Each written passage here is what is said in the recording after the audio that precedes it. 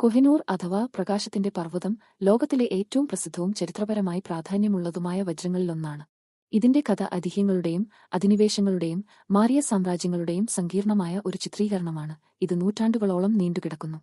വജ്രത്തിന്റെ കൃത്യമായ ഉദ്ഭവം ഐതിഹ്യങ്ങളാൽ മൂടപ്പെട്ടിരിക്കുന്നു.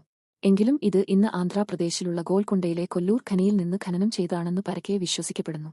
ആദ്യകാല വിവരങ്ങൾ സ്ഥിരീകരിക്കാൻ കഴിയുന്നില്ലെങ്കിലും ദക്ഷിണ ഇന്ത്യയിലെ കാകതീയ രാജവംശത്തിന്റെ കൈകളിലാണ് ഈ വജ്രം ആദ്യമായി രേഖപ്പെടുത്തപ്പെടുന്നത്. പിന്നീട് 14-ാം നൂറ്റാണ്ടിൽ ഇത് ഡൽഹി സുൽത്താൻ സ്വന്തമാക്കി. അവിടെ നിന്ന് നൂറ്റാണ്ടുകളോളം ഇന്ത്യയിലെ വിവിധ ഭരണാധികാരികളിലൂടെ ഇത് കൈമാറ്റം ചെയ്യപ്പെട്ടു. മുഗളന്മാരുടെ വരവോടെ ഈ വജ്രത്തിന്റെ ചരിത്രം കൂടുതൽ വ്യക്തമായി. 1526-ൽ മുഗൾ സാമ്രാജ്യത്തിന്റെ സ്ഥാപകനായ ബാബർ തന്റെ ഓർമ്മക്കുറിപ്പുകളിൽ ഒരു വലിയ വിലമതിക്കാനാവാത്ത വജ്രത്തെക്കുറിച്ച് പരാമർശിക്കുന്നു. ഇത് കൊഹിനൂർ ആണെന്ന് പല ചരിത്രകാരന്മാരും വിശ്വസിക്കുന്നു. തലമുറകളോളം ഈ കല്ല് മുഗൾ ചക്രവർത്തിമാരുടെ കൈവശം ഉണ്ടായിരുന്നു. കൂടാതെ ഷാജഹാൻ നിർമ്മിച്ച മനോഹരവും രത്നക്കല്ലുകൾ പതിച്ചതുമായ മയൂരസിംഹാസനത്തിൽ ഇത് സ്ഥാപിക്കുകയും ചെയ്തിരുന്നു.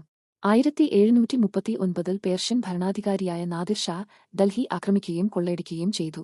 അന്ന് അദ്ദേഹം മയൂരസിംഹാസനവും മുഗൾ ഖജനാവും പിടിച്ചെടുത്തു. ഈ വജ്രത്തിന്റെ തിളക്കം കണ്ട് കൊഹിനൂർ എന്ന് വിളിച്ചത് നാദിർ ഷായാണെന്ന് പറയപ്പെടുന്നു.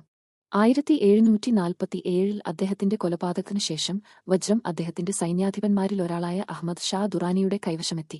ഇദ്ദേഹമാണ് അഫ്ഗാനിസ്ഥാനിലെ ദുറാനി രാജവംശം സ്ഥാപിച്ചത്.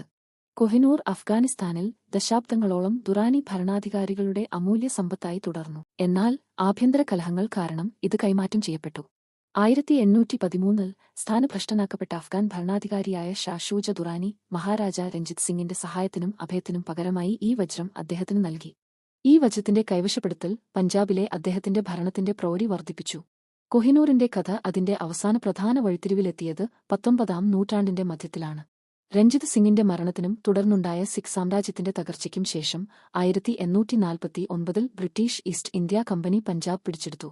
സമാധാന ഉടമ്പടിയുടെ ഭാഗമായി 11 വയസ്സുകാരനായ മഹാരാജ ദുലീപ് സിംഗിന് ഈ വജ്രം വിക്ടോറിയ രാജ്ഞിക്ക് കൈമാറേണ്ടിവന്നു.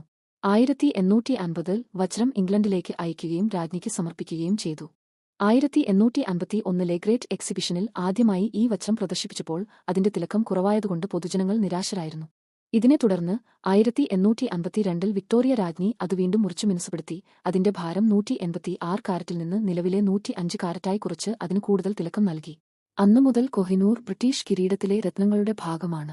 ആദ്യം എഡ്വേർഡ് ഏഴാമന്റെ ഭാര്യയായ അലക്സാണ്ട്ര രാജ്ഞിയുടെ കിരീടത്തിലും പിന്നീട് ജോർജ് അഞ്ചാമന്റെ ഭാര്യയായ മേരി രാജ്ഞിയുടെ കിരീടത്തിലും ഒടുവിൽ 1937-ൽ എലിസബത്ത് രാജ്ഞിയുടെ കിരീടത്തിലും ഇത് സ്ഥാപിച്ചു. ഇന്ന് ലണ്ടൻ ടവറിൽ പൊതുപ്രദർശനത്തിന് വെച്ചിട്ടുള്ള കിരീടത്തിൽ ഈ വജ്രം കാണാം.